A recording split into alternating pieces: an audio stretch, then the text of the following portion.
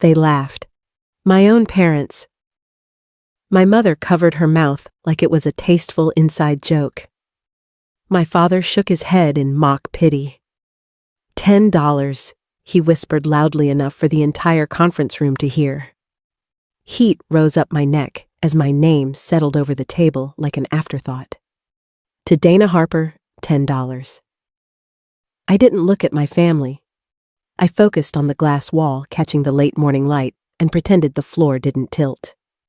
The Harpers were a dynasty that liked its rules iron sharp and its emotions polished down to nothing. My grandfather Walter had built a manufacturing empire from a garage that smelled like oil and metal filings, and my parents had inherited the empire the way other people inherited wedding china. In our house, the color of Christmas paper had a policy memo. Every dinner felt like a quarterly review. Lucas, my older brother, learned to shake hands like a CEO before he learned long division.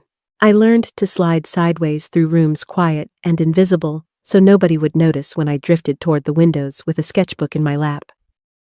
By 13, I had saved for a second-hand film camera with a cracked body and a stubborn light meter. I took pictures of rusted fences, gum-tagged curbs, the backs of bus seats with torn fabric like healed scars. When I showed my mother a print, I loved slanting sunlight across the laces of an abandoned playground swing. She said I looked tired and should drink more water. My father didn't lift the photo from the table. He simply shifted a manila folder over it as if he hadn't seen it at all. The divide felt permanent by high school. Lucas put on suits for mock trials and practiced the family voice, steady, affable executive.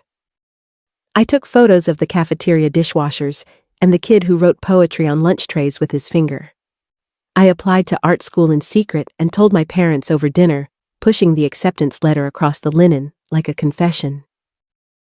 You want to study photos, my father said, not cruel, so much as baffled, as if I had proposed moving to a planet where money never existed. That's a hobby. My mother smoothed her napkin and told me I was wasting my inheritance as if the inheritance were a natural resource I was polluting. I moved out 2 months later on scholarships and side gigs. Barista shifts at dawn shoots for local bands at midnight editing on a laptop with dead pixels like constellations that never moved. I wasn't chasing fame. I was trying to make something that was mine. The only person who ever asked about the work without an agenda was my grandfather. He wasn't sentimental. He didn't tell me I was meant for greatness. He just asked, taking pictures, and gave that small, real flicker of a smile I never saw anywhere else in the family. I visited him 3 weeks before he died, without calling first an almost unthinkable breach in the Harper schedule. He opened the door himself slower and thinner, but with eyes that missed nothing. We sat in his cedar and book study while he poured tea like a ritual and asked what I was working on. A series called Invisible Homes, I said. Abandoned buildings, neighborhoods being torn down. He listened for a long moment and asked what I was trying to say. That people matter even when the world forgets them. Dangerous work, he decided, because telling the truth always costs more than people think. When I stood to leave, he opened a drawer and placed a battered old film camera in my hands. The leather strap cracked the corners, silvered by time. Before I ever built a company, I carried this everywhere. He stared past me for a moment and then back. Some dreams don't survive the weight of inheritance, he said.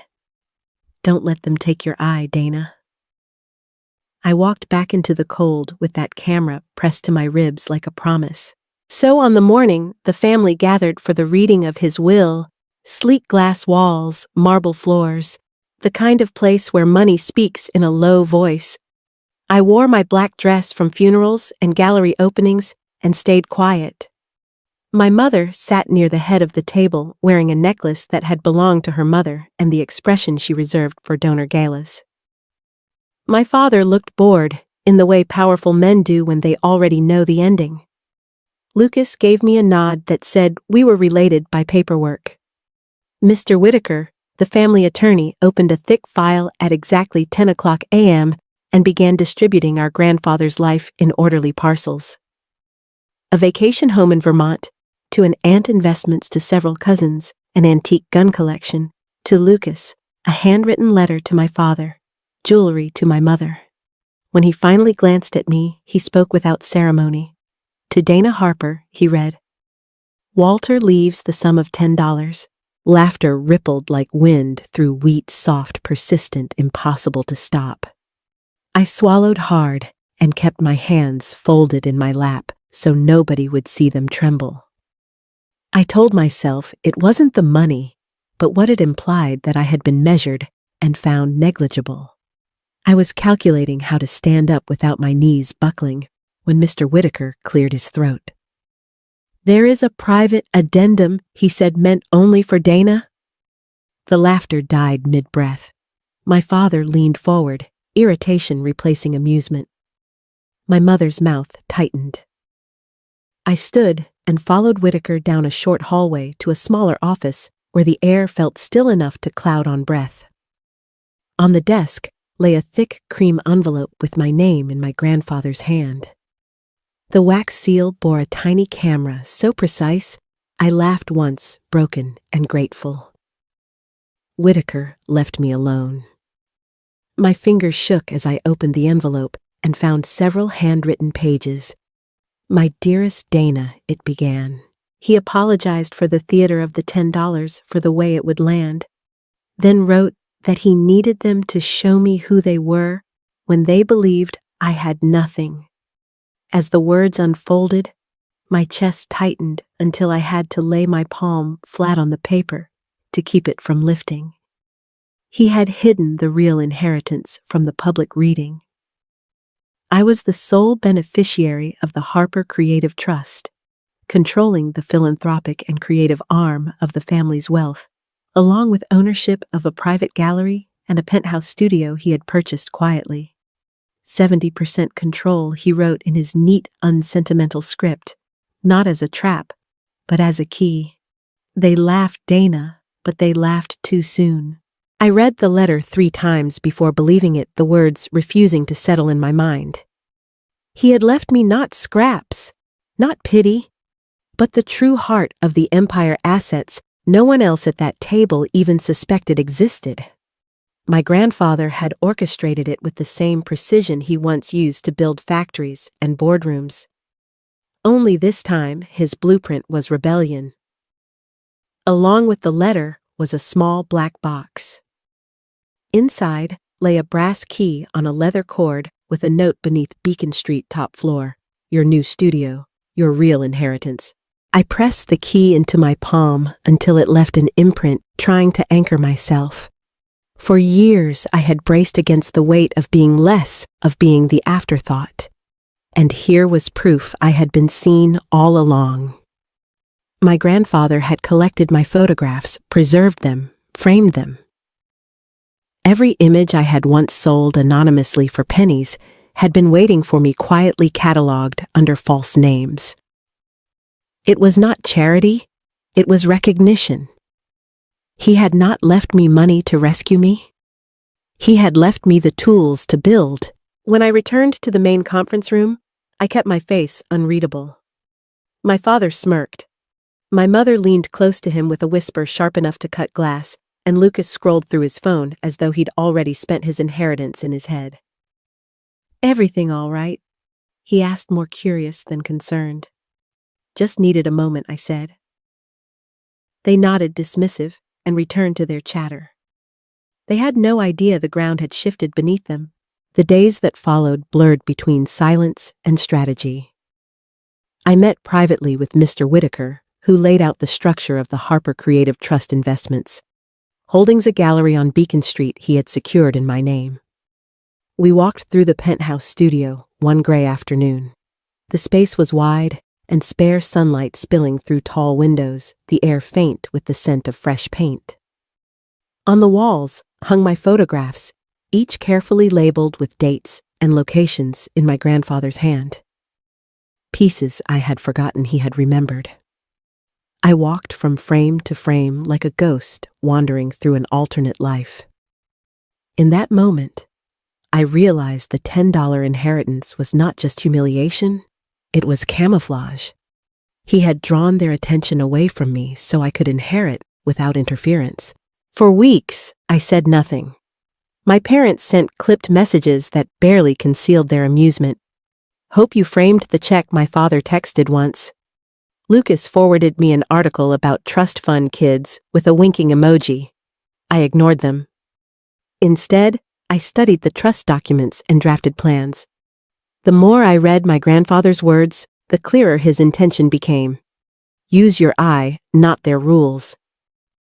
The wealth was not a chain. It was a tool. 6 weeks later, invitations went out white cardstock embossed in silver. Harper Light Studio presents The Inheritance of Vision, a debut exhibition by Dana Harper. Minimal design, but impossible to ignore. I sent my family's invitations by certified mail. Lucas RSVP'd almost immediately, likely curious or calculating. My mother's response was vague. My father offered none at all, though I heard through Lucas they planned to attend. Ego, curiosity, maybe suspicion. Either way, I wanted them there. Opening night arrived. The studio glowed with soft light as guests drifted through wine glasses in hand, murmuring over the photographs. I had arranged the exhibition like a story beginning with raw, grainy images from my teenage years, moving through abandoned houses and alleys, ending with portraits of overlooked faces etched in stark black and white. The final room held only one object on a plinth, the $10 check framed and lit like a masterpiece. Beneath it, a plaque read, "Gifted to Dana Harper at the will reading of Walter H. Harper.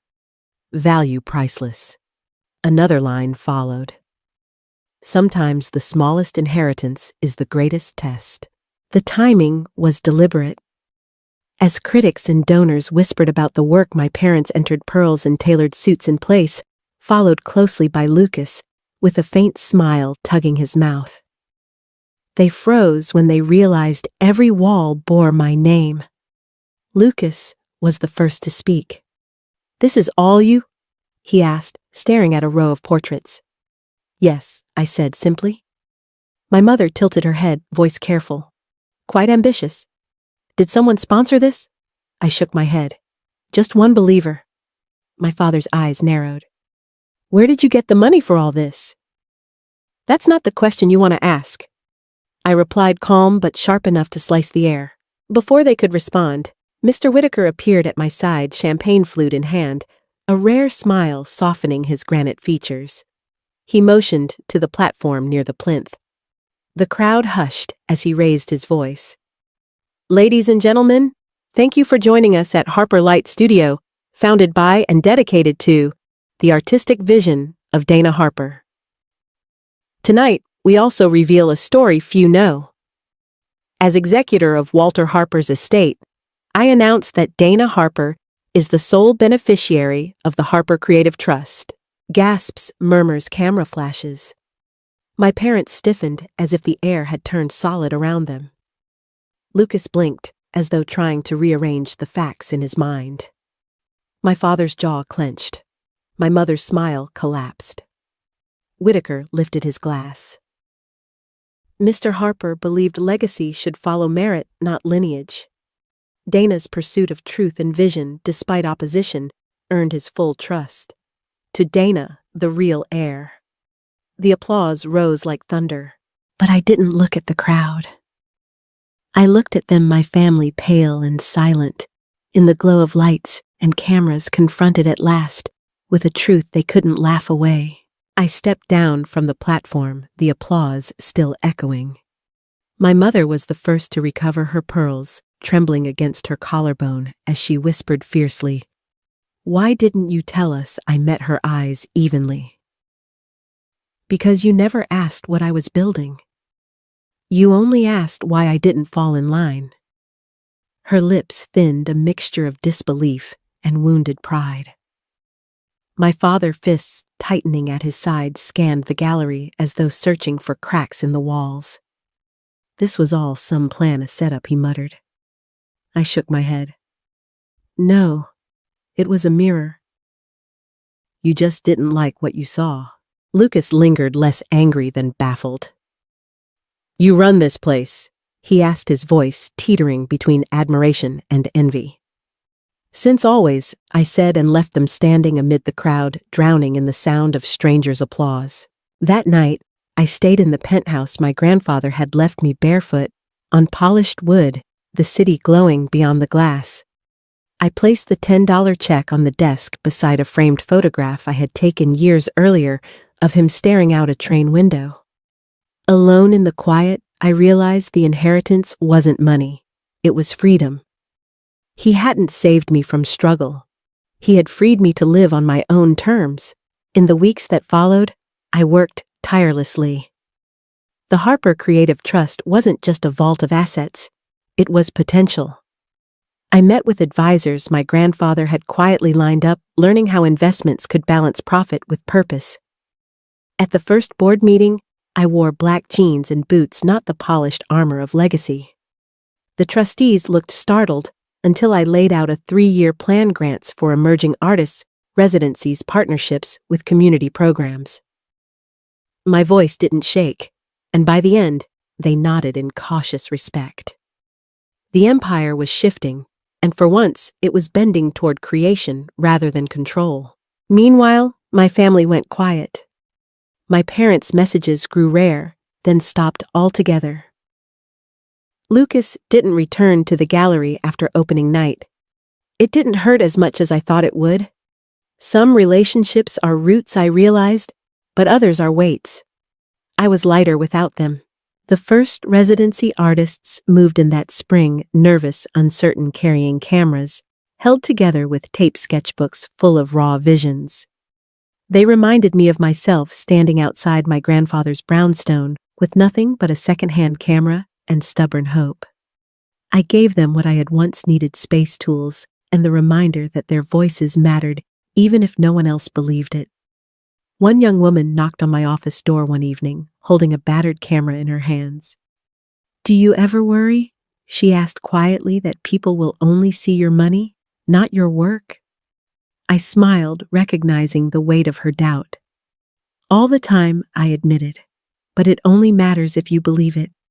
Lead with your vision, and the rest follows."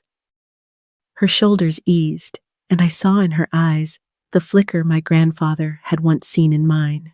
On the first anniversary of his death, Mr. Whitaker delivered a final envelope. Inside, a single page in my grandfather's steady hand. "Wealth is not what you hold, but what you choose to build. You were always the legacy I believed in, Dana. You just had to believe it too." I lit a candle in the gallery that night and left the doors unlocked.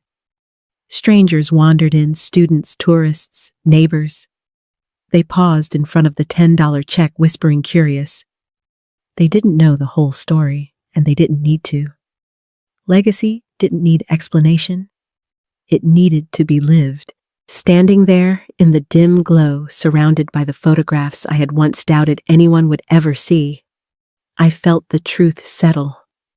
My inheritance wasn't a trust, a gallery, or a studio.